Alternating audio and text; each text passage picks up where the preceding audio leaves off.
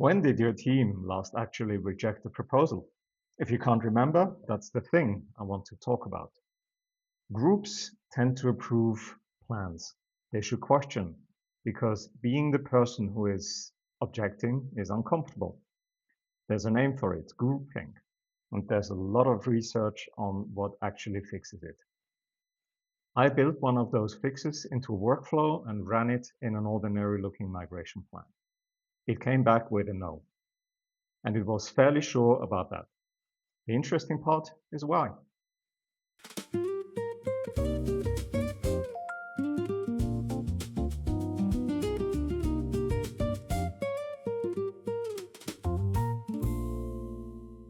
The research here is old and pretty consistent, having Janis described groupthink in the 70s.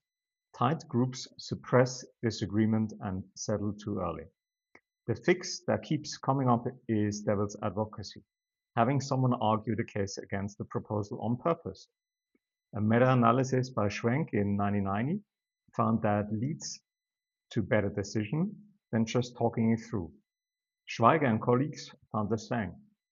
Structured disagreement surfaces the weak assumptions that a friendly discussion skips over.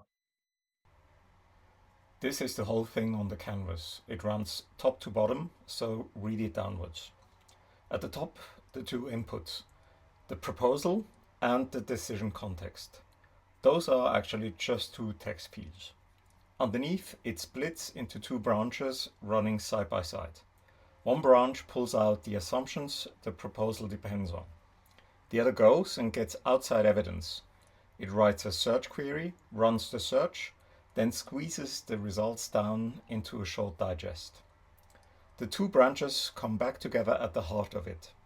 One challenge step per assumption, all running at the same time, each one independent.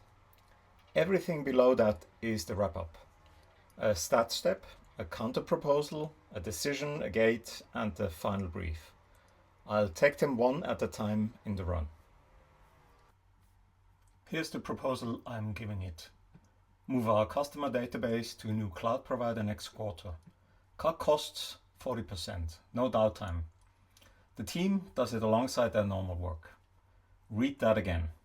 It's fine, that's the point. Nothing in it is obviously stupid, and that's exactly the kind of thing that gets approved. I hit run, and this is the run view. One row per step in the order they execute, each with its status and what it costs in credits, nothing hidden.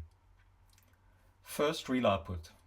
This is a list of everything the plan needs to be true in order to work. It found 10 of them. Each one gets an ID so we can track it. It's written as one testable claim, not a paragraph. It's labeled by type. Is this a claim about the present, a prediction, a cause and effect claim, or a value judgment? And it gets a centrality score out of 10, which is just how badly does the plan break if this turns out to be false. A 10 means the plan collapses. So before anything has been challenged, we already have something a meeting rarely produces. The plan's load-bearing walls, written down.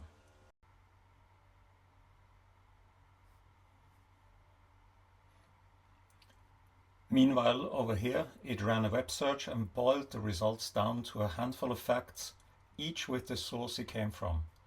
It does this once and then hands the same digest to every challenge. That's deliberate. Same evidence for everyone and one search instead of 10. Now the part that matters. Multiple steps light up at once. That's one independent reviewer per assumption. Each one sees three things: the proposal, one single assumption, and the evidence digest. And here's the bit I'd underline. It cannot see the others. They can't agree with each other. They can't build on each other. They can't drift towards a consensus. That isolation is the mechanism. It's multiple separate objections, not one model talking itself into a position. Let me open one. 4 fields. The challenge, the strongest case it can make that this assumption is wrong. This one goes after the compliance controls that the new vendor may not actually support what we need. The disconfirming test. This is my favorite field. It's one concrete thing you could go and check that would settle it. Not an opinion, a next action. Severity 1 to 10. How much damage if the challenge is right? This one is a 9. And the verdict, which has 3 options: holds, shaky, or refuted. Look at the first one. It is allowed to say the assumption survives. That's the Nemeth fix, which is built into the structure. A critique who can only ever attack is a critique you learn to ignore. The next step has no model in it at all. It's arithmetic over the multiple answers. Average severity, highest, the numbers aren't the judgments, they're a count. Nothing was invented here. Alongside that, it builds the strongest version of the opposite plan, the case for not migrating. That's the 1986 study. Don't just attack the plan, build its rival. Now the decision step. It sees the multiple critiques and the numbers, and it answers one question. Does this proposal survive? No. Confidence 90. Because the answer was no, this gate opens and the revision step runs, writing up what would have to change. And this is what you actually hand around, a decision brief with a dissent register at the bottom. Every objection, its idea, its severity, its verdict, and the test that would settle it. That's the thing a meeting almost never leaves behind, a written record of what got challenged and what would change the answer.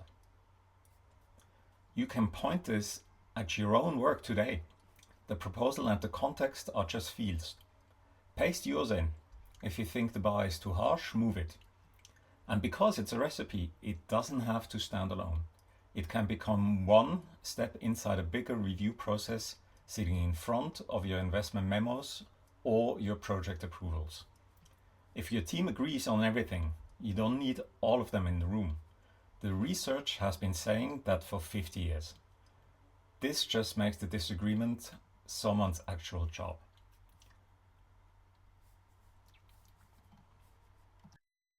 If you want to look at the recipe itself, head to stuai.com and sign up for free.